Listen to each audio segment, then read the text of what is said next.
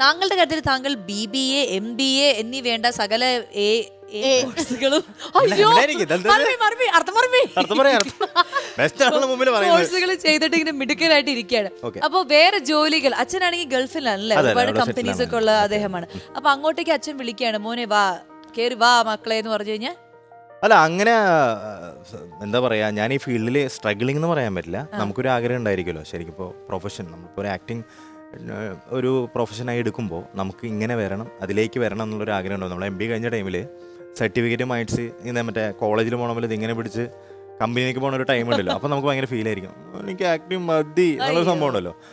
അങ്ങനെയൊക്കെ ഉണ്ടായിരുന്നു. പിന്നീട് എന്താ പറയുക, നമുക്ക് ഇതിൽ ഞാൻ പറഞ്ഞില്ലേ, ഇപ്പോൾ തമിഴ് ഇൻഡസ്ട്രിയിലേക്ക് ഒരു എൻട്രി വന്നപ്പോൾ നമ്മൾ കയറുകയാണ്, ക്ലിക്കായി കഴിഞ്ഞാൽ പിന്നെ കുഴപ്പമില്ല. പിന്നെ അവർ തന്നെ മനസ്സിൽ വിചാരിക്കും, ആ നീ പെർഫോം ചെയ്യുന്നുണ്ട്, പോകോ കണ്ടിന്യൂ എന്ന് പറഞ്ഞതോടുകൂടി പിന്നെ അത് കഴിഞ്ഞിട്ടാണ് സീത കല്യാണം ചെയ്യുന്നത്. അപ്പം ആ ഫ്ലോയിലങ്ങ് പോയി. ഈ ജിത്തുവിന് എപ്പോഴെങ്കിലും അഭിനയം അല്ലാതെ ആങ്കറിംഗ് ആണെങ്കിലും അല്ലെങ്കിൽ വേറെ എന്തെങ്കിലും സംഭവങ്ങൾ ആങ്കറിംഗ് അല്ലെങ്കിൽ പാട്ട് പാടുക, അതെന്താന്ന് എനിക്ക് മനസ്സിലായി. പണ്ടൊക്കെ ചെയ്യായിരുന്നു. എന്റെ വായ തന്നെ വന്നല്ലോ, ശിവ ശിവ ഉമ്മർ എന്തേനും മഹേശ്വരി അങ്ങനെയൊക്കെ ചെറിയ ചെറിയ ചെറിയ. എനിക്ക് അങ്ങനെ ഒരു കയ്യടി വരട്ടെ, എനിക്ക് ഡയലോഗ്സ് അറിയില്ല. മഹേശ്വരി, എനിക്ക് നിന്നെ ഭയങ്കര ഇഷ്ടമാണ്, എന്നോട് സഹകരിച്ചാൽ. മഹേശ്വരി, എനിക്ക് ഭയങ്കര ഇഷ്ടമാണ്, എന്നോട് സഹകരിച്ചാൽ ഞാൻ നിനക്കൊരു ആന വാങ്ങിത്തരാം. അത്ര പറഞ്ഞാൽ മതി. ആന വാങ്ങിത്തരാം, അത്ര പറഞ്ഞാൽ മതിയോ? ശരി. മഹേശ്വരി, നീ എന്നോട് സഹകരിക്കുകയാണെങ്കിൽ നിനക്ക് ആനയെ മേടിച്ചു തരാം, ചീനയെ മേടിച്ചു തരാം, ആന പിണ്ടത്തെ മേടിച്ചു തരാം. എന്തേ ഞാനും പുള്ളിക്കാരോട് ഒരു മിമിക്രി ചെയ്യാൻ പറഞ്ഞു. എലീന സുരേഷ് ഗോപി സാറിനൊന്നും ചെയ്യും. അയ്യോ, ഒന്നും എന്നെ കൊണ്ട് ഹാൻഡിൽ ചെയ്യാൻ പറ്റില്ല. പിന്നെ വേറെ എന്ത് ചെയ്യാൻ പറ്റും? പാട്ട്? No, how dare you? I am dare. No dare facts.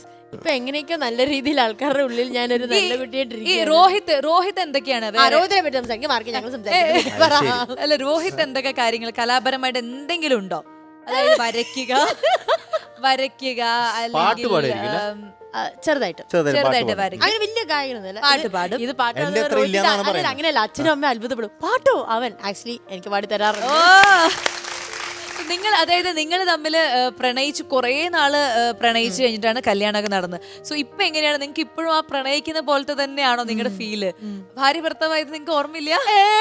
വേണമെങ്കിൽ ഞാനൊരു കറക്റ്റ് സിറ്റുവേഷൻ പറഞ്ഞുതരാം. Don't take it mistake, take it as fun. Okay, so basically കല്യാണം കഴിഞ്ഞ് ഒരു 3rd ഡേയോ 4th ഡേയോ ഈ പറയുന്ന പോലെ ഫങ്ഷൻസ് ഒക്കെ കഴിഞ്ഞിട്ട് വിരുന്നെല്ലാം പോയി കഴിഞ്ഞു ഇങ്ങനെ ഉറങ്ങുക. അപ്പൊ ഞാൻ നേരത്തെ കിടന്ന് ഉറങ്ങിപ്പോയി. അപ്പൊ രാവിലെ ആയപ്പം അമ്മയുടെ കോള് പെട്ടെന്ന് വരുവാ. അപ്പൊ രോഹിത് ഇങ്ങനെ എന്നെ ഹഗ് ചെയ്ത് കിടക്ക. ഞാൻ പെട്ടെന്ന് അമ്മയുടെ കോള് രോഹിത്തിന് കൈ മാറ്റിട്ട് അമ്മ വിളിക്കുന്നു.